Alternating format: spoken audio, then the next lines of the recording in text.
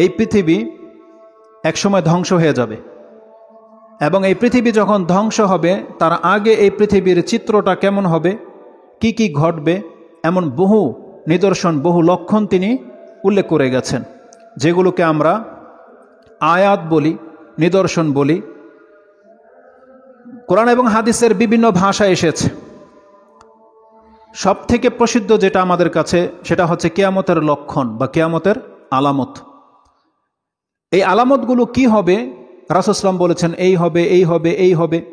এইভাবে বলতে গিয়ে তিনি অসংখ্য এইসব নিদর্শনের কথা বলেছেন। তার মাঝে কিছু আছে যেটা পুরো পৃথিবীতে ঘটবে, আর কিছু আছে কোনো না কোনো অঞ্চলে সেগুলো দেখা দেবে। যেগুলো কোনো না কোনো অঞ্চলে দেখা দেবে সেগুলো হচ্ছে ছোট নিদর্শনগুলো, আর কিছু বড় নিদর্শন আছে যেটা পুরো পৃথিবী জুড়ে হবে। যেমন সূর্য পশ্চিম দিক থেকে উঠে যাওয়া, এটা পুরো পৃথিবীর জন্য হবে। এমন বড় বড় নিদর্শনগুলো যেমন ঈসা আলাইহিস সালাম নাজিল হওয়া, এগুলো হচ্ছে পুরো পৃথিবীর জন্য নিদর্শন, এগুলোকে বড় নিদর্শন বলা হয়েছে। আর ছোট ছোট বহু নিদর্শনের কথা বলেছেন ওলামায়ে কেরাম, তাদের কিতাবে প্রায় 90টিরও অধিক তারা উল্লেখ করেছেন, যেগুলো হবে মানে স্পষ্ট, এগুলো বোঝা যাবে যে স্বাভাবিক অবস্থার চেয়ে এগুলো ব্যতিক্রম অবস্থা। আর এছাড়া এমনি কত নিদর্শন যে আছে যেগুলোকে গণায় নিয়ে আসা হয়নি, এগুলো 700 পার হয়ে যাবে। তো মৌলিক যে নিদর্শনগুলো ছোট এবং বড় মিলিয়ে তা 3 ভাগে বিভক্ত। এক হবে পুরো পৃথিবীর এনভায়রনমেন্ট, যেটা ভৌগোলিকভাবে পরিবর্তন, যেমন ধরেন ভূমিকম্প হওয়া, যেমনটা বলেছি সূর্য উদিত হওয়া পশ্চিম দিক থেকে, আগুন বের হওয়া, এগুলো হবে সৃষ্টিগতভাবে পরিবর্তন। আর কিছু হবে মিরাকেল, মানে অলৌকিকত্ব, যেগুলো যেমন পশু কথা বলবে, সূর্য পশ্চিম দিক থেকে উঠে যাওয়া, এটা একটা মিরাকেল। তারপর ঈসা আলাইহিস সালামের অবতরণ হওয়া, দাজ্জাল বের হওয়া, ইয়াজুজ মেজুজ আসা, এগুলো সবই হচ্ছে আশ্চর্যজনক ঘটনা, এমন কিছু ঘটবে। আরেকটা দিক হচ্ছে সেটা মানুষের চরিত্রের মধ্যে ব্যতিক্রমতা দেখা দেওয়া, মানুষের মধ্যে বদ চরিত্রের সংখ্যা বেড়ে যাবে, মানুষ আবার জাহেলিয়াতের যুগে ফিরে যাবে, বরং জাহেলিয়াতের মধ্যে যত রকমের পাপ ছিল ওগুলো আবার মানুষের মধ্যে ছেয়ে যাবে।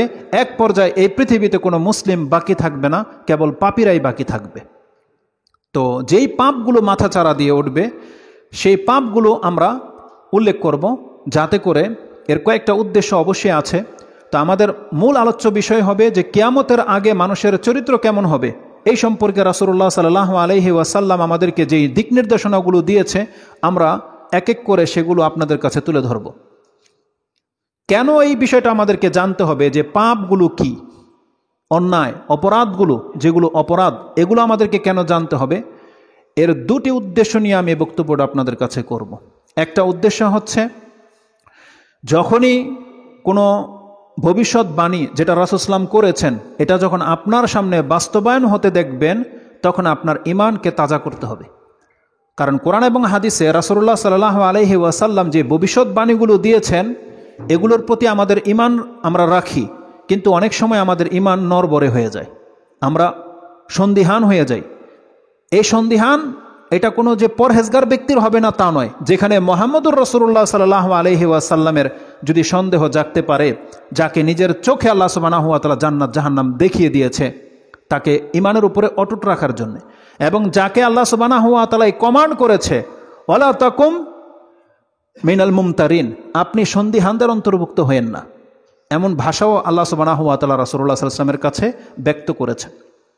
তারা যেন আপনাকে ধোকায় ফেলে দিতে না পারে, এমন ভাষাও বলেছে। কেন? কারণ ঈমানের উপরে টিকে থাকা এটা বড় সেন্সিটিভ বিষয়। একটা ব্যক্তি যদি জন্মের পর থেকে 60 বছর পর্যন্ত ঈমানের উপরে থাকে, আর 60 বছর পরে গিয়ে যদি তার সন্দেহ চলে আসে, তাহলে তার 60 বছরের সমস্ত নেকি বরবাদ হয়ে যাবে, আর সে ক্ষতিগ্রস্ত হয়ে যাবে, যেমনটা হয়েছিল ইবলিস। আবার এর বিপরীত সৌভাগ্যবান ব্যক্তিও আছে যারা হয়তো 60 বছরে ভুলের পথে ছিল, কিন্তু তার তকদির এমন, আল্লাহ সুবহানাহু ওয়া তাআলা শেষ বয়সে এসে তাকে বোঝার তৌফিক দেবে এবং ওটার উপরে টিকে থেকে সে ইন্তেকাল করে সে নাজাত পেয়ে যাবে। তাহলে আমরা যেন ওই দ্বিতীয় শ্রেণীর অন্তর্ভুক্ত হই, বরং আমরা তার থেকেও যেন বেটার হই। যে ঈমান আল্লাহ আমাদেরকে দিয়েছে, পরকাল সম্পর্কে যে বিশ্বাস আমাদের রয়েছে, এটা যেন কোনো মুহূর্তের জন্য হারিয়ে না যায়।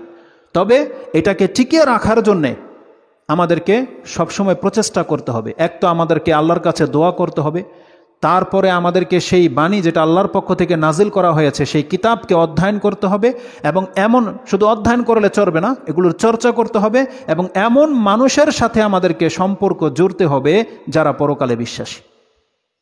কারণ কোনো ব্যক্তি যদি শিক্ষিত হয়, প্র্যাকটিসিং মুসলিমও হয়, কিন্তু যদি তার সম্পর্ক এমন ব্যক্তিদের সাথে হয় যারা উদাসীন, যারা গাফিলিন, যারা পরকালে বিশ্বাসী নয়, যারা কাফের, তাহলে এক সময় ওই সঙ্গী তার এই ঈমান থেকে তাকে ডুবাবে।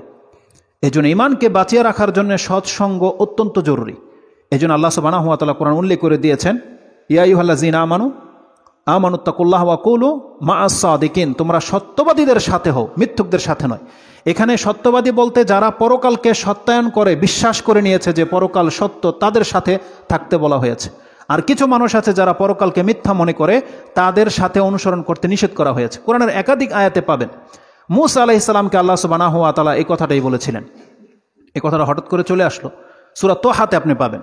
আল্লাহ সুবহানাহু ওয়া তাআলা মূসা আলাইহিস সালামকে বলছেন যে পরকাল হবে সত্য, তুমি এটা জেনে নাও।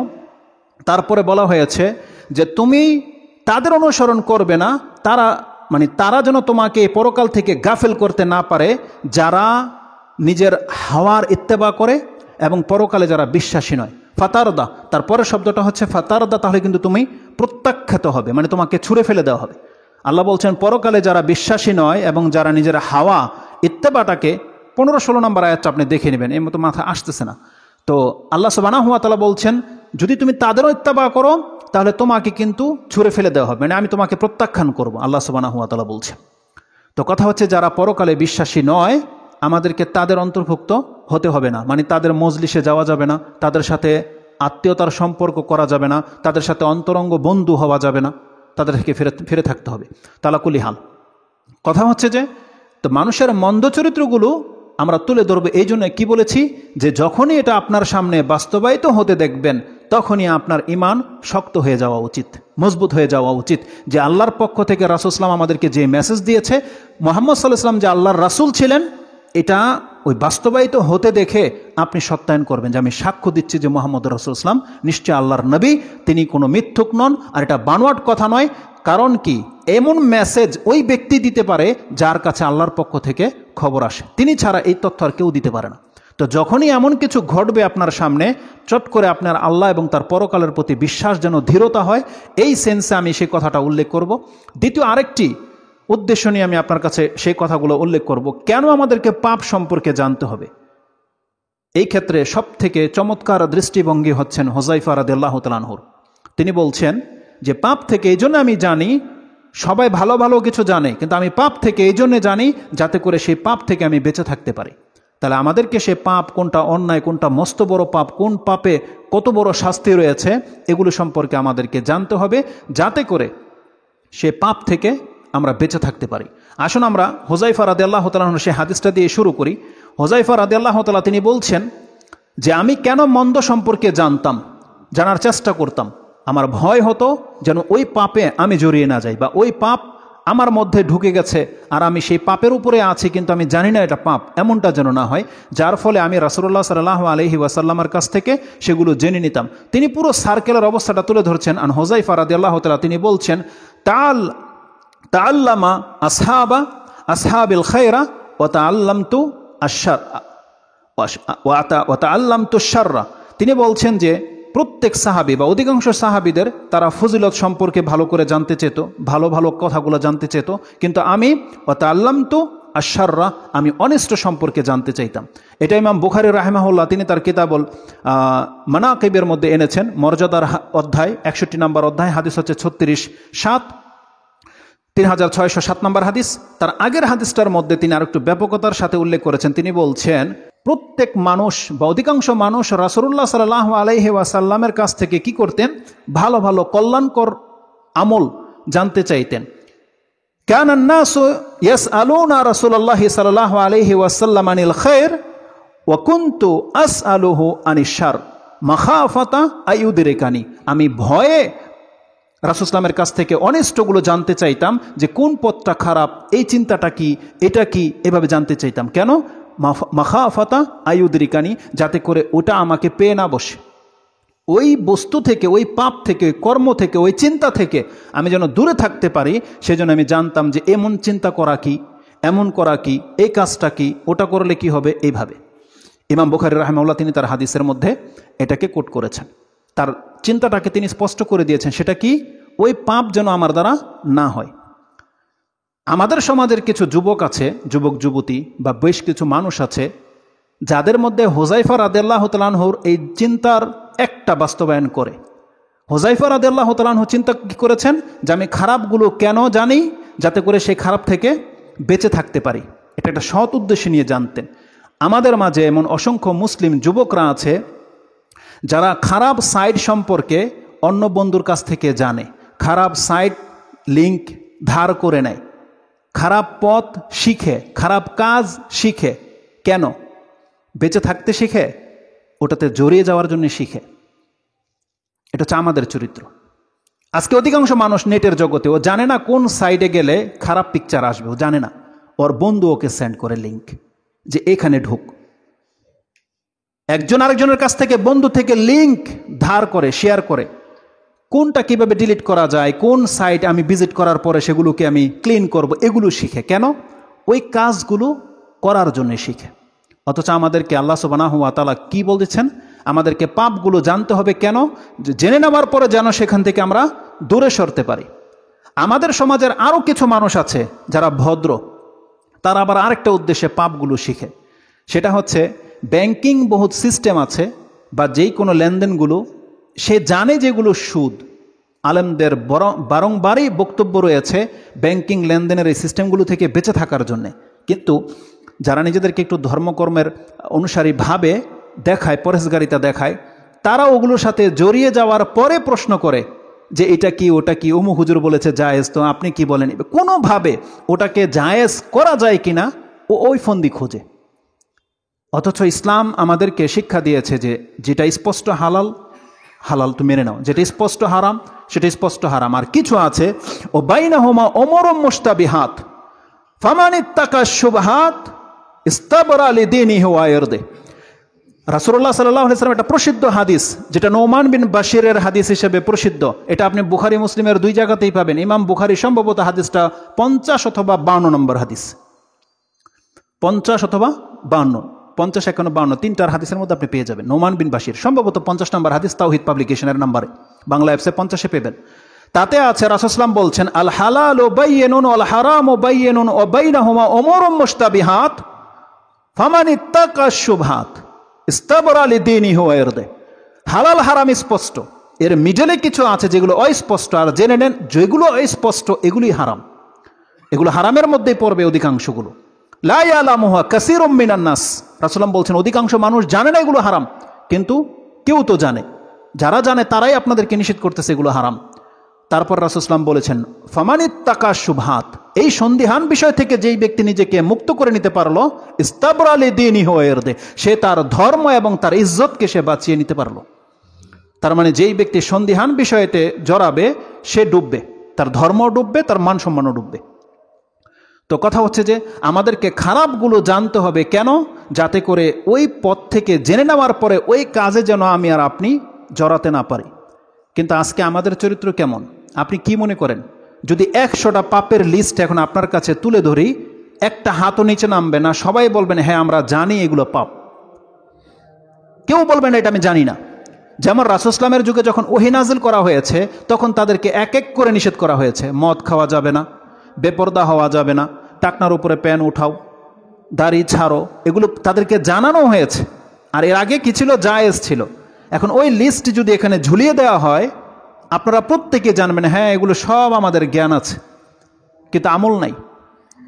তারা মেনে নিয়েছিল, কিন্তু আমরা মেনে নেইনি। এটা হচ্ছে পার্থক্য। কিন্তু তারাও মুসলিম ছিল, আমরাও নিজেদেরকে মুসলিম মনে করতেছি। তাহলে যখন আমরা নিজেকে মুসলিম বলে দাবি করছি আর আমল করছি না, এটার রেজাল্ট খুব মারাত্মক হবে। আজকের এই বিষয়টা আমি কেন আপনাদের কাছে নিয়ে আসলাম, কারণ এই এক সপ্তাহ ধরে আমি সূরা মাউন সম্পর্কে একটা তাফসীর রেডি করতেছিলাম। আজকে একটা প্রোগ্রামে এখানে আছে, তো সেটা করতে গিয়ে 1 সপ্তাহ পার হয়ে গেছে, কারণ আমার স্বভাব হচ্ছে যে আমি কিছুই জানি না, এই জন্য নতুন করে আমাকে জানতে হয়। প্রত্যেকটা তাফসির ঘেটে 1 সপ্তাহ পার হয়ে গেছে ওখানেই, এই জন্য নতুন কোনো বিষয় সিলেক্ট করতে পারিনি। এটাও গুরুত্বপূর্ণ বিষয়। তো তাতে একটা জিনিস যেটা পেলাম, এই সূরা মাউনের মধ্যে 2টা দিক আছে, 2 শ্রেণীর মানুষের কথা ওখানে আলোচনা করা হয়েছে। এক শ্রেণীর মানুষ যারা কর্ম করে না, তাদের সম্পর্কে হুকুম লাগানো হয়েছে, আর তাদের সম্পর্কে আল্লাহ বলছেন জেনে নাও এরা কিন্তু পরকালে বিশ্বাসী নয়। তার মানে যারা কর্ম করে না, যেমন এতিমকে খাদ্য দেয় না, মিসকিনকে খাদ্য দেয় না, এতিমের হক দেয় না, মানে দেয় না, করে না, এক কথায় যেটা করতে হতো সেটা করে না, আল্লাহ বলছেন এরা কিন্তু ইউকাজ্জিবু বিদ্দিন, এরা কিন্তু বিচার দিবসকে মিথ্যা প্রতিপন্নকারী। তার মানে কর্ম না করাটাকে আল্লাহ সুবহানাহু ওয়া তাআলা পরকালে অবিশ্বাসী বলে উল্লেখ করেছে। তারপর যেখানে বলা হয়েছে যে ফাওয়াইলুল লিল মুসাল্লিন আল্লাযিনা হুম আন সালাতিহিম সাহুন, আরেক শ্রেণীর মানুষের কথা উল্লেখ করা হয়েছে যারা কর্ম করে কিন্তু আল্লাহর জন্য করে না, লোক দেখানোর জন্য করে। 2 শ্রেণীর মানুষ, এক হলো কর্ম করে না, তারা পরকালে বিশ্বাসী নয়। আল্লাহ বলছেন আরেক শ্রেণীর মানুষ পরকালে বিশ্বাসী নয়, যারা পরকালে আল্লাহর সন্তুষ্টির জন্য কর্ম করে না, বরং দুনিয়াবি কোনো স্বার্থের জন্য কর্ম করে। এই 2 শ্রেণীর মানুষ হচ্ছে পরকালে অবিশ্বাসী। তা আমাদের অধিকাংশদেরও কিন্তু একই অবস্থা। আমাদের মধ্যে অধিকাংশ মানুষ আছি যারা কর্মই করি না, ধর্মই পালন করি না, ইসলামের চারানাও আমাদের মধ্যে নাই অধিকাংশ মানুষ। কিন্তু আপনার ফিলই হচ্ছে না যে আপনি কি ওই কাতারে পড়েন কিনা, যে আল্লাহ বলেছে যে পৃথিবীতে বহু মানুষ আছে যারা পরকালকে মিথ্যা প্রতিপন্ন করে। কেউ তো আছে মুখে বলে, পরকালকে অস্বীকার করার 2টা ওয়ে। এক হলো মুখে বলা, যেমন কাফেররা, মক্কার মুশরিকরা প্রকাশ্যে বলতো আইযা মিতনা ওয়া কুন্না তুরাবা, আমরা মরে যাব, হাড় হাড্ডি গলে যাবে, মাটি হয়ে যাব। আরেক জায়গায় আছে যে আইযা কুন্না দালালান, আমরা একবার ডাইং পাসিং হয়ে যাব, তারপর আমাদেরকে উঠানো হবে। এইভাবে বিভিন্ন আয়াতে আসছে, মুখে প্রকাশ্যে বলে যে আমরা পরকাল টরকাল নাই। ইন হিয়া ইল্লা হায়াতুনা দুনিয়া নামুতু ওয়া নাহইয়া ওয়া মা নাহনু বিমাবউসিন, যেটা মুমিনুনের মধ্যে আল্লাহ উল্লেখ করেছে, প্রকাশ্যে বলে। আরেক শ্রেণীর মানুষ মুখে তো বলে না, মুখে প্রকাশ করে না যে পরকাল নাইটাই, কিন্তু ও অন্তর থেকে বিশ্বাস করে যে পরকাল টরকাল কিছু নাই, যার ফলে ও আমল করে না। আমল কারা করে? আপনারা কেন, যারা আপনারা এখানে এসেছেন, কারা কেন এসেছেন এখানে? এটা পরকালের জন্যে, এটা হচ্ছে পরকালী বিশ্বাসীদের আমল। কিন্তু যারা এখানে আসবে না, তার মানে তাদের কাছে পরকাল টরকাল বলে কিছু নাই। সে হয়তো মুখে বলে নাই, কিন্তু তার অন্তর এটাকে অ্যাকসেপ্টই করে নাই যে হ্যাঁ বিচার দিবস আছে, পরকাল আছে। আল্লাহ বলছেন একটা ব্যক্তি জানার পর সেটা কেন করবে না? তার মানে এখন যদি একটা কারেন্টের তার, ইলেকট্রিসিটি যদি এখন কাট করা থাকে, যদি এখানে ফায়ারিং হচ্ছে, এখন এই তারটাকে স্পর্শ করতে পারবে 2 ব্যক্তি। এক যে জানে না এটার মধ্যে কারেন্ট আছে, আরেক ব্যক্তি যে পাগল। এক পাগলই পারে এটাকে স্পর্শ করতে, আর যেই ব্যক্তি জানে না সে পারে স্পর্শ করতে। সে জানে না, ধরে ফেলেছে। আরেক পাগল পারে এটাকে স্পর্শ করতে। কিন্তু যার জ্ঞান আছে, এটার মধ্যে কারেন্ট আছে, ও জানে যে ধরলে মরবে, এমন সুস্থ বিবেকের লোক কোনোদিন এটাকে টাচ করবে না। করবে না। তাই আল্লাহ বলছেন যে যেই ব্যক্তি বিশ্বাস করে পরকাল আছে, সে আবার ধর্ম করবে না, তার মানে ও জানেই না। জানে না মানে কেউ মানেই না যে পরকাল বলে কিছু আছে। যদি মানতো তাহলে ওকে করতো, আর না হয়ে পাগল। আল্লাহ বলছেন মস্তিষ্ক বিকৃতি হয়ে গেছে, কারণ পাগলকে যদি আপনি 1000 বলেন এটাতে কারেন্ট আছে, ও ধরবেই, কারণ আকালি কাজ করে না। আল্লাহ এই জন্য অধিকাংশ মানুষদেরকে এরকম আল্লাহ বারবার বলেছে আফালা তাকিলুন, তোমরা কি বুঝো না নাকি নির্বোধ? আল্লাহ তাকিলুন কেন বলেছে? তার মানে আকল কেন তোমাদের কাজ করে না? ওই পাগলের সাথে আল্লাহ তুলনা করেছে, কারণ পাগলের আকল কাজ করে না। তো যারা পরকালে বিশ্বাসী তাদেরকে কর্ম করতেই হবে। তো এবার আসুন আমাদের মূল বিষয়ের দিকে। তো হুযায়ফা রাদিয়াল্লাহু তাআলা তিনি বলছেন যে আমি অন্যায়গুলো কেন জানতে চাইতাম, যাতে করে আমি সেই পাপ থেকে বেঁচে থাকতে পারি, মাখাফাতা আন আইয়ুদরিকানি, যাতে করে সেই পাপ আমাকে পেয়ে না বসে। তো কিয়ামত সম্পর্কে রাসূলুল্লাহ সাল্লাল্লাহু আলাইহি ওয়াসাল্লাম বহু নিদর্শনের কথা বলেছে যে কিয়ামতের পূর্বে কি হবে। আজকের বিষয়টি হবে যে আমরা বলেছি যে 3টা ধাপের একটা ধাপ হচ্ছে মানুষের চরিত্র খারাপ হয়ে যাবে এবং খারাপ কাজগুলো বেশি হবে। তা থেকে একটা গুণ শুধু আজকে আপনার কাছে উল্লেখ করব। রাসূলুল্লাহ সাল্লাল্লাহু আলাইহি ওয়াসাল্লাম বলছেন কিয়ামত কতটা কাছে চলে এসেছে, বান্দা তুমি পৃথিবীর কিছু নিদর্শন দেখলে বুঝতে পারবে। আর যেই নিদর্শন আমরা এখন দেখতে পাচ্ছি, আসুন আপনাকে স্মরণ করিয়ে দিই, যতগুলো পাপ এই পৃথিবীতে মাথা চারা দিয়ে উঠবে, তার মধ্যে একটা বড় নিদর্শন, যেই দিকে আমাদের পৃথিবী যাচ্ছে তার একটা নিদর্শন হচ্ছে রাসূলুল্লাহ সাল্লাল্লাহু আলাইহি ওয়াসাল্লাম বলছেন পৃথিবী ততদিন পর্যন্ত কায়েম থাকবে, কিয়ামত হবে না যতদিন পর্যন্ত নেতৃত্ব থাকবে সৎ লোকদের হাতে। কিন্তু এই পৃথিবীর নেতৃত্ব যখন চলে যাবে মন্দ লোকদের হাতে, তোমরা জেনে নিও তারপরেই কিয়ামত শুরু হয়ে যাবে, ঘড়ির টাইম শুরু হয়ে যাবে কিয়ামতের। তার মানে পৃথিবীর যতগুলো রাষ্ট্রের নেতৃত্বের ব্যক্তির মধ্যে যদি সৎ লোক থাকে, আল্লাহ বলছেন পৃথিবীর কিয়ামত হবে না, টিকে থাকবে। নেতা যদি হয়ে যায় দুষ্ট ইতর লোক, যেগুলো বলা হয়, যেগুলো ভাষা আপনারা জানেন, নিকৃষ্ট লোক, আল্লাহ বলছেন জেনে নাও কিয়ামত তখন হবে। সাধারণত এইসব ভাষা, এইসব হাদিসগুলো কারা, যারা ওই রাজনীতির প্রেক্ষাপটে জড়িত তারাই ব্যক্ত করে, তারাই শুধু নেতাদের উপরে খেপ্পা। কিন্তু আমরা জেনে নেন, নেতা বলতে এখানে শুধু রাজনীতিক ওই পার্লামেন্টের নেতা নয়, নেতা বলতে যেই কোনো নেতা, মসজিদের নেতা হতে পারে, ইমাম সাহেব, মসজিদের নেতা, পার্লামেন্টের নেতা, কোনো এই সমাজের নেতা, মাতাব্বর, যেই কোনো নেতা এর অন্তর্ভুক্ত হতে পারে। তবে রাসূল সাল্লাল্লাহু আলাইহি ওয়াসাল্লাম বলেছেন যে মানে দায়িত্বশীল নেতা যারা, এই নেতা যদি নিকৃষ্ট লোকদের হাতে নেতৃত্ব চলে যায়, তোমরা অপেক্ষা করো যে কিয়ামত খুব নিকটে চলে এসেছে। রাসূল সাল্লাল্লাহু আলাইহি ওয়াসাল্লামের হাদিসের সাথে আমাদের চরিত্রের মিলটা কি জানেন? অমিলটা কোথায়? রাসূল বলছেন নেতা যখন দুষ্ট লোক নেতা হয়ে যাবে, আর আমরা এত নিকৃষ্ট যে আমরা দুষ্ট লোকদেরকে নেতা বানাই। আরে নেতা জোর করে হয়ে গেল এক কথা, আপনি ভোট দিয়ে এমন ব্যক্তিকে নেতৃত্বে বসিয়ে দিয়েছেন যার নেতৃত্বে হারাম। আপনি নাজাত পাবেন আল্লাহ সুবহানাহু ওয়া তাআলার কাছে। যার জন্য আপনি ফিল্ডে কাজ করেন, যার জন্য আপনি জান মাল লাগিয়ে দিচ্ছেন, এমন ব্যক্তির ক্যান্ডিডেট হয়ে যার নেতৃত্বই হারাম, আপনাকে আল্লাহ নাজাত দেবে? আপনি ধর্মের জন্য কাজ করতেছেন, সুবহানাল্লাহ। আমরা মন্দ লোকদেরকে নেতা বানাই। এটা হচ্ছে কোন ব্যক্তির মতো উদাহরণ যে নিজের পায়ে নিজে কুড়াল মারে? এমন কিছু ফেসবুকে কিছু চিত্র দেখা যায়, এক ব্যক্তিকে এক ঢালে বসিয়ে দিয়েছে, আরেক ব্যক্তি এখান থেকে তাকে ধাক্কা দিয়ে ফেলে দেওয়ার প্ল্যান করতেছে। ও কিন্তু শূন্যে ঝুলছে, মানে ও পড়ে গেলে ও পড়ে যাবে, কিন্তু ওর খবর নাই। আমাদের অবস্থা হয়ে গেছে তাই। আমরা এমন ব্যক্তিদেরকে নেতা বানিয়ে দিচ্ছি, এমন ব্যক্তিদের হয়ে আমরা সাপোর্টে কথা বলছি যে ওর নেতৃত্ব পাওয়া মানে আমার হালাক হয়ে যাওয়া। কতটা নির্বোধ হয়ে গেছে আমরা, আপনি বুঝেন। কোরআন হাদিসের সাথে আমাদের জীবনের বাস্তবতার কোনো মিল নাই। যদি মিল থাকতো, এটা ওহির জ্ঞান, আল্লাহ আপনাকে জানিয়েছে মন্দ লোকদের হাতে পৃথিবী চলে গেলে পৃথিবী ধ্বংস হয়ে যাবে। আসুন সেই হাদিসগুলো আমি আপনাকে দেখাই। ইমাম বুখারী রাহিমাহুল্লাহর একটা হাদিস আমি আপনার কাছে কোট করি। আব্দুল ইবনে মাসউদ রাদিয়াল্লাহু তাআলা তিনি বর্ণনা করেছেন, তিনি বলছেন, সামিয়াতু আন-নবী সাল্লাল্লাহু আলাইহি ওয়াসাল্লাম ইয়াকুল মিন শিরারিন নাসি মান তুদরিকুহু সাআতু ওয়া হুম আহিয়াউন। এই পৃথিবীতে যেই সমস্ত মানুষের উপরে কিয়ামত হবে, এরা হবে সব থেকে খারাপ লোক, যাদের উপরে কিয়ামত হবে। এবং ওই সময় যারাই পৃথিবীতে বেঁচে থাকবে, এই লোকগুলো হচ্ছে পৃথিবীর সব থেকে খারাপ লোক। মানে কোনো আপনাদের আমাদের উপরে একটা লোকের উপরে কিয়ামত হবে না, জেনে নেন। আপনারা যারা এখানে এসেছেন, কিয়ামত আপনারা বাকি থাকতে কিয়ামত হবে না।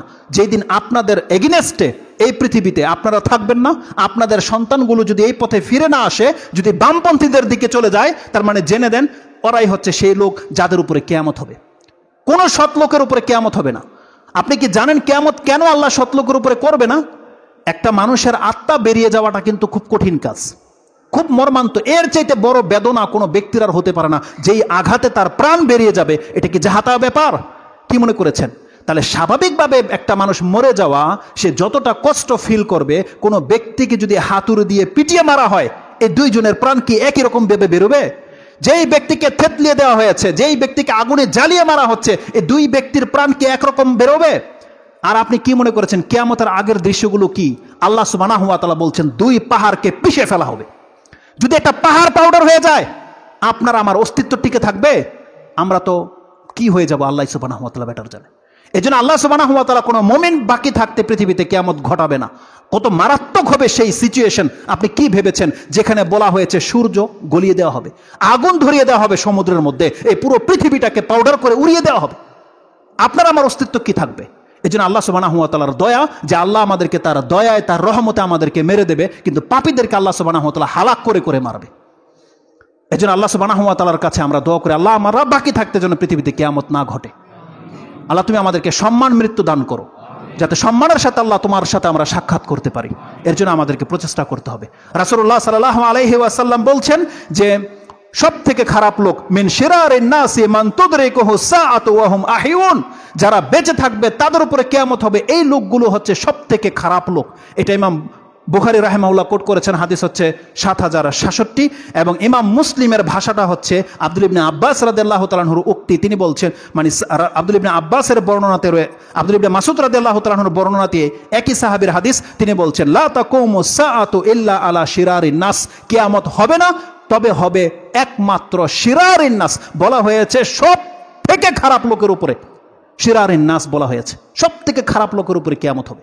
ভেবেছিলাম যে এই খারাপ লোকের গুণগুলো কি, সেগুলো ওদিকে চলে যাব, কিন্তু এখানে এসে একটা হাদিস আমার নজরে এসেছে, যে হাদিসটা ইমাম তিরমিজি রাহিমাহুল্লাহ তিনি তার 2209 নম্বরে এবং ইবনে মাজাতে হাদিসটা রয়েছে 3985-তে, তিনি এখানে একটা হাদিস কোট করেছেন যে রাসূলুল্লাহ সাল্লাল্লাহু আলাইহি ওয়াসাল্লাম বলছেন যে এই যে পৃথিবীতে খারাপ লোকের উপরে কিয়ামত হবে, এই কিভাবে আমরা সরে গিয়ে আমাদের জায়গাগুলোতে খারাপ লোক স্থলাভিষিক্ত হবে, কিভাবে এটার একটা সার্কেলও রাসূল সাল্লাল্লাহু আলাইহি ওয়াসাল্লাম বলে দিয়েছে যে এই প্ল্যানটা কিভাবে ঘটবে। কারণ কি, রাসূলুল্লাহ সাল্লাল্লাহু আলাইহি ওয়াসাল্লাম যখন মদিনাতে এক বক্তব্য দিচ্ছিলেন, এক সাহাবী বলতেছে ইয়া রাসূলুল্লাহ, বলা হয়েছিল যে যখন বলেছে যে ইলম উঠে যাবে, ওই পর্বটা ইনশাআল্লাহ বাকি আছে, ওটা করবো। সেই সাহাবী বলছে ইয়া রাসূলুল্লাহ ইলম কিভাবে উঠে যাবে, এটা তো বুঝে আসলো না। কেননা আমরা কোরআন পড়ছি, আমাদের সন্তানদেরকে কোরআন শিক্ষা দিচ্ছি, ওরা বড় হয়ে ওদের সন্তানদেরকে কোরআন শিক্ষা দেবে, তার সন্তানকে কোরআন শিক্ষা দেবে, এইভাবে তো পৃথিবী চলতেই থাকবে, তাহলে ইলম কিভাবে উঠে যাবে। রাসূলুল্লাহ সাল্লাল্লাহু আলাইহি ওয়াসাল্লাম তাকে বলেছিলেন, তুমি কি দেখতে পাও না ইহুদি নাসারা যারা, তারা কি তাওরাত এবং ইনজিল পাঠ করে কি করে না? বলছে হ্যাঁ করে, এখনো ওদের কাছে তাওরাত আর ইনজিল রয়েছে। তাহলে আল্লাহ এদেরকে মূর্খ কেন বলেছে? যদি কোরআন পড়াটা জ্ঞানের লক্ষণ হয়, তাহলে তাওরাত এবং ইনজিল ওলাদেরকে আল্লাহ মূর্খ দল্লুন কেন বলেছে? রাসূল সাল্লাল্লাহু বলছেন এটা এই জন্য বলেছে, ওরা তাওরাত এবং ইনজিল পাঠ করে বটে, কিন্তু তাওরাত এবং ইনজিলের উপরে কোনো আমল করে না। তাওরাত এবং ইনজিলে যে কথাগুলো আছে এর একটা কথার উপর আর আমল করে না, আর আমল না করাটাই হচ্ছে ইলম উঠে যাওয়া। আপনি জানেন আপনার জ্ঞান আছে ডান হাতে খেতে হয়, এটা কি ইলম। এখন আপনি খাচ্ছেন না ডান হাতে, আপনাকে যখন দূর থেকে একটা লোকে দেখবে কি বলবে? বলবে যে এই লোকটা জানে না, এটাই বলবে না, না পাগল। একটা লোকে বাম হাতে খাচ্ছে, আপনি তাকে দেখে কি বলবেন? মনে হয় সে জানে না যে ডান হাতে খেতে হয়, এটা বলবেন না? এই যে একটু আগে ইলেকট্রিসিটির উদাহরণ দিয়েছি, যেই ব্যক্তি ধরার পরে, মরে যাওয়ার পরে, শর্ট লাগার পরে যদি আপনি জিজ্ঞেস করেন তুমি এটা ধরলা কেন, জানো এটা কারেন্ট, ও যদি আমি জানি, আপনি তখন কি করবেন? তাকে বলবেন এটা পাগল, বলবেন না? তার মানে ইলম হলো আমলের নাম। যেই ব্যক্তির আমল নাই, সে যদি আরো বলে আমি আল্লামা, সে একটা জাহেল। ইলম হলো আমলের নাম, এটাই রাসূল সাল্লাল্লাহু আলাইহি ওয়াসাল্লাম বোঝাতে চাচ্ছে যে যেই ব্যক্তিরা কোরআন পড়ে, কোরআনের হাফেজ, কিন্তু কোরআনের উপরে জীবন গড়ে না, কাল কিয়ামতের মাঠে অজ্ঞ হয়ে উঠবে আল্লাহর কাছে। যেই ব্যক্তি কোরআন পড়ে জানে না কোথায় আপনার সেজদা করতে হবে, তাহলে ওর ইলমের কোনো দাম আছে? আমাদের কিছু হাফেজ ভাইদেরকে দেখা যায় মাঝে মাঝে নেটে মূর্তির সামনে গিয়ে সেলফি উঠাচ্ছে। আরে একটা সেলফি হচ্ছে নাজায়েজ একটা কাজ, অযথা আপনি সেলফি উঠাবেন, এটা ইসলাম এলাও করে না। বিনা কোনো প্রয়োজনে কোনো ব্যক্তি সেলফি, নিজের ছবি উঠিয়ে পোস্ট করবেন, এটা আলেম কি আর জাহেল কি কারোর জন্য জায়েজ নয়, বিনা প্রয়োজনে যদি কোনো ব্যক্তি উঠায়। আর সেই ক্ষেত্রে আপনি গিয়ে ভাস্কর্যের সামনে, মূর্তির সামনে, শহীদ মিনারে আর অমুক তমুক জায়গায় যদি গিয়ে সেলফি উঠান, টুপি পরে আর দাড়ি রেখে, এটা জাতির কাছে একটা অ্যাডভার্টাইজ হয়ে থেকে যায়। তাহলে এই জাতিকে আপনি কিভাবে হেদায়েত করবেন? আপনার মতন ব্যক্তি। আরো কত নোংরা সিন দেখেছি, যে একটা মূর্তির, ল্যাংটা একটা মূর্তির এক হুজুর জড়িয়ে ধরে লজ্জাস্থানে হাত দিয়ে পিকচার উঠিয়েছে। আরে এটা যদি কোনো নির্বোধ করতো, তাহলে ওকে আপনি জ্ঞানী বলবেন? আমাদের কাছে তো মূর্খ, কিন্তু জাতি তো বোঝে না, জাতি তো দাড়ি টুপি থেকে জ্ঞানী মনে করে। তাহলে আজকে আমাদের যারা দাড়ি রেখেছি, টুপি পরেছি, আমাদেরকে সিনসিয়ারলি হতে হবে। আমাদেরকে আল্লাহ সুবহানাহু ওয়া তাআলার কোরআনটাকে আঁকড়ে ধরতে হবে, যাতে আমাদের আচরণের কারণে ইসলামটাকে কেউ ঘৃণা না করে। আজকে ব্যাপারটা কি তাই হয়েছে না? আজকে আমাদের চরিত্র যেমন কোরআন হাদিসকে আমাদেরকে এটা শিক্ষা দেয় না, এটা শিক্ষা দেয় না। কোরআন হাদিসের বাইরে আমরা ভিন্ন চরিত্রের হয়ে গেছি, যদিও আমাদের লেবাস পোশাকে আমরা হুজুর না, এমনটা হওয়া উচিত নয়। আপনাকে কোরআন হাদিসের উপরে আমল করতে হবে। তাহলে আমল হচ্ছে ইবাদতের নাম।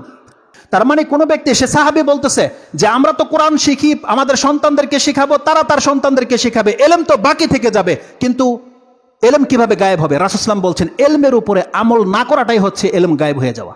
যেমন আপনারা যারা প্রত্যেকে আলেম আছেন, ইসলাম সম্পর্কে ভালো জানেন, আপনি যদি আপনার সন্তানকে এটা না শিখান, আপনার ঘরে যদি সেটা আমল না হয়, আপনি যে কোনো সময় মরে যাবে। তার মানে আপনার মধ্যে যে এলেম ছিল, এই এলেম সহ কিন্তু আপনি গায়েব হয়ে গেছেন। আপনার ছেলে আর এগুলো জানবে না যেগুলো আপনি জানতেন। কিন্তু যদি আমল করে দেখিয়ে দিয়ে যেতেন, তাহলে ওর আমলে ওকে শিক্ষা দিয়ে দিত, ও জানতো যে হ্যাঁ এটা ইসলাম, বসে খেতে হয়, ডান হাতে খেতে হয়। এভাবে আমল যত বাড়বে, এলেম টিকে থাকবে। তো সে সাহাবীকে বলা হয়েছিল যখন মানুষ আমল ছেড়ে দেবে, তখন এলেম উঠে যাবে। ঠিক তদ্রূপ আমরা যারা ভালো আছি, আমরা যদি আমাদের সন্তানদেরকে ভালো বানাই, তাহলেই পৃথিবীতে ভালো মানুষ টিকে থাকবে। কিন্তু আমরা যদি আমাদের সন্তানদেরকে ভালো না বানাই আর খারাপরা যদি তাদের খারাপ সন্তানদেরকে উন্মুক্ত ছেড়ে দেয়, এই পৃথিবীতে খারাপে ভরে যাবে। ব্যাপারটা হচ্ছে এমন, কারণ আমরা কেউ পৃথিবীতে টিকে থাকবো না। আজকে অধিকাংশ অবস্থা দেখেন, আমরাই যারা ধর্মকর্ম করি, দাঁড়িয়ে রেখেছি, মসজিদে এসে 5 ওয়াক্ত সালাত পড়ি, কতজন ব্যক্তি বলতে পারবেন যে আপনি আপনার ওই 10 বছরের ছেলেটাকেও আপনার মতো করে ইসলাম পালন করান? কতজন ব্যক্তি পড়বে? দেখা যাবে অধিকাংশ মানুষগুলো যারা ফজর নামাজ পড়েছেন, আপনার বাচ্চা খাটে শুয়ে আছে, আপনি তাকে জাগাননি। অধিকাংশ মানুষের চরিত্র হচ্ছে এমন, আপনার বাচ্চা বাম হাতে খাচ্ছে, বিসমিল্লাহ বলছে না, সালাম দিচ্ছে না, আপনি তাকে কোনো পরোয়া মনে করছেন না, মনে করছেন বাচ্চা। তাহলে খারাপ কাজ যখন আপনার ছেলে দেখবেন যে ও গেমস খেলতেছে, আপনি তাকে বাধা দিচ্ছেন না, তার মানে ওকে খারাপ করার পেছনে আপনি দায়ী। এভাবে যখন আপনি ওকে মাদ্রাসায় না পড়িয়ে স্কুলে পড়িয়েছেন, যেখানে নাস্তিকতার শিক্ষা দেওয়া হয়, তাহলে আপনি আপনার ছেলেকে খারাপ করে গেলেন। এরপরের ওর নসল থেকে যেটা আসবে খারাপই জন্মাবে, ভালো একটা জন্মাবে না।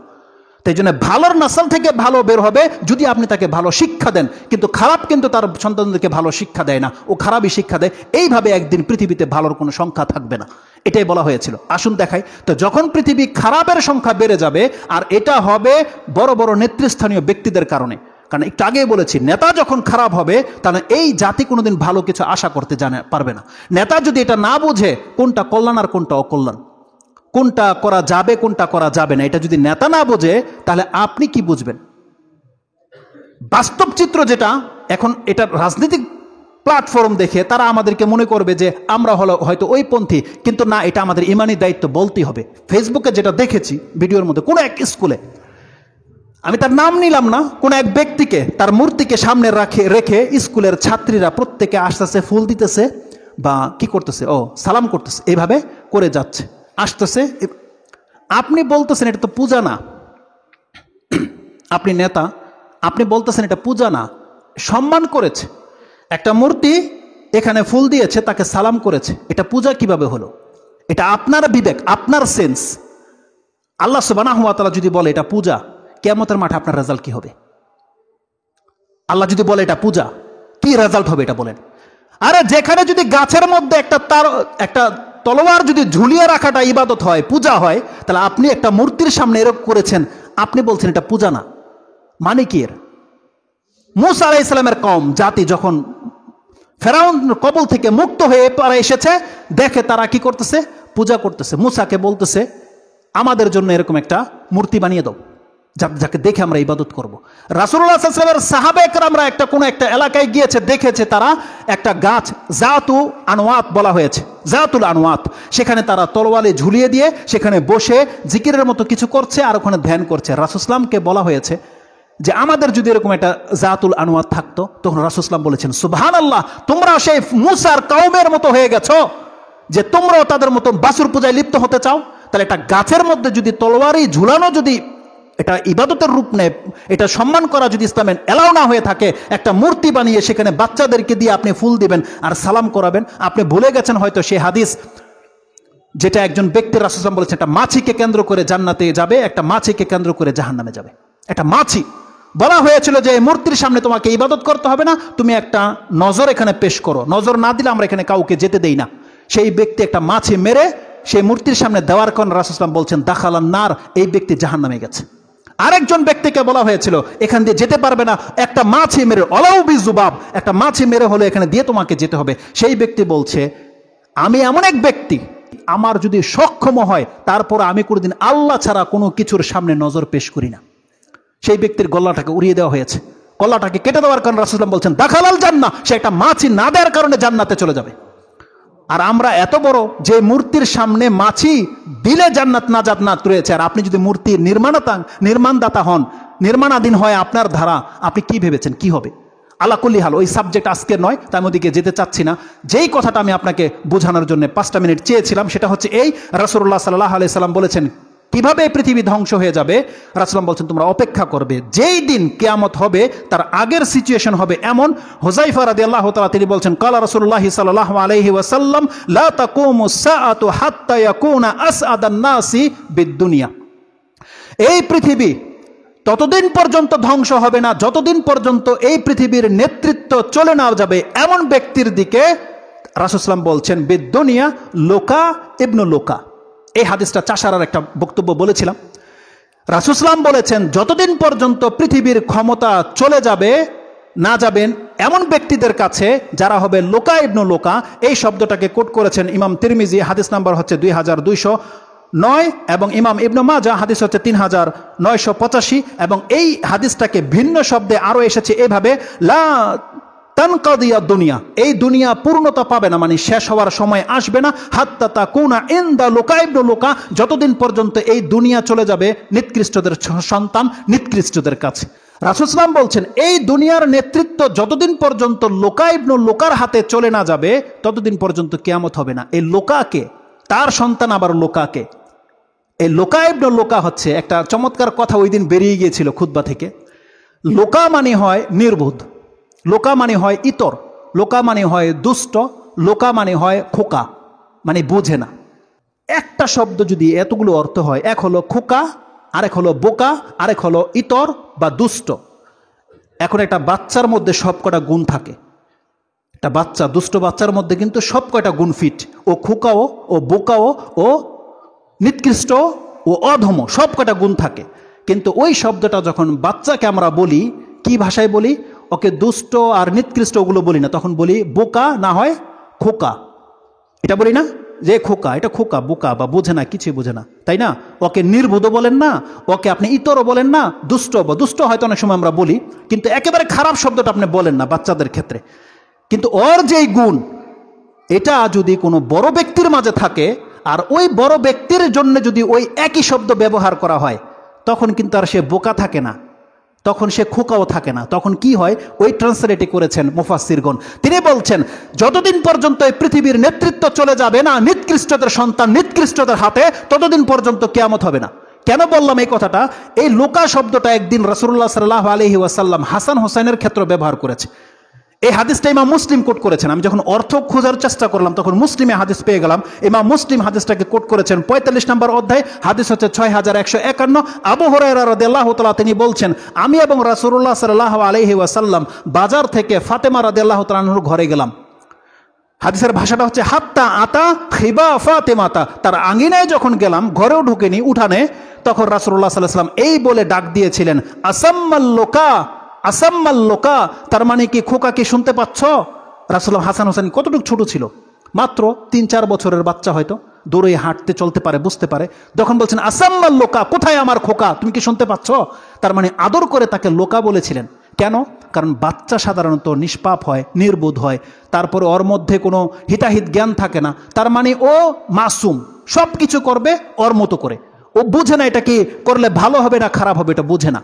এই জন্যে এক সেন্সে ও আদরের বিদায় ওকে বলা হয় খোকা, আরেক সেন্সে ওকে বলা হয় বোকা, যেহেতু ওর তামিজ নাই, কোনটা হক কোনটা বাতিল এটার তামিজ নাই।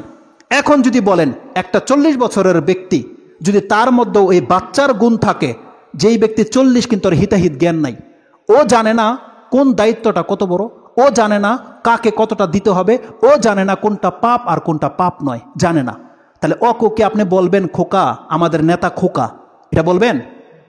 তখন এই নেতার অবস্থা কি হয়ে যাবে? এই নেতাকে আমরা তখন বলে দেবো এটা হচ্ছে বোকা।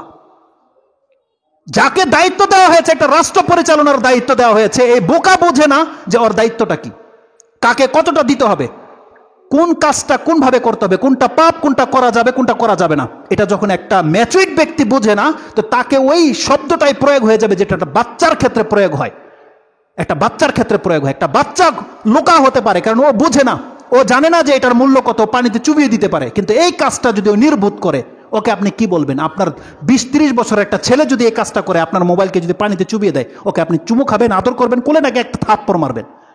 তাহলে আমাদের নেতাগুলো যদি এখন এমনই হয়ে গেছে, এমন ব্যক্তিদের হাতে নেতৃত্ব চলে গেছে, যেই নেতা বোঝে না নেতৃত্বের মর্যাদা কি, যেই নেতা বোঝে না যে তার দায়িত্ব কি, একটা মুসলিম রাষ্ট্রের নেতা হলে এই জাতিটাকে কিভাবে পরিচালনা করতে হয়, এই নেতা যখন বোঝে না, রাসূল সাল্লাল্লাহু বলছেন লোকা ইবনু লোকা, আর তার সন্তানরাই পরবর্তীতে ক্যান্ডিডেট হবে, তার সন্তানরাই হচ্ছে আপনার প্রত্যেকটা এলাকার কাউন্সিলর।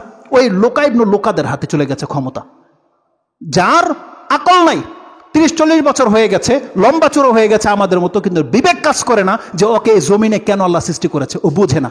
রাসূল সাল্লাল্লাহু বলছেন ওকে লোকা, লোকা ইবনু লোকা। তো যখন নেতৃত্বগুলো এরকম বাজে লোকদের হাতে চলে যাবে, রাসূলুল্লাহ বলছেন তুমি জেনে নাও তখনই কিয়ামত হবে। আর যারাই লোকা, তারা তাদের নাসলকে লোকা যদি ছেড়ে যায়, নির্বোধ করে যায়, এইভাবে পৃথিবী একদিন খারাপের দিকে চলে যাবে। এই হাদিসের সাথে, এখানে আমার খুতবা আজকে শেষ, কিন্তু এই হাদিসের সাথে এমন একটা শব্দ জুড়ে দেওয়া হয়েছে, এটা আমি না বললেই পারছি না। এটা আপনাদের মর্যাদার জন্য, এতক্ষণ বললাম তাদের হিতাহিত জ্ঞান নেই, কিন্তু এই হাদিসের সাথে একটা ছোট্ট একটা টুকরা জুড়ে দেওয়া হয়েছে।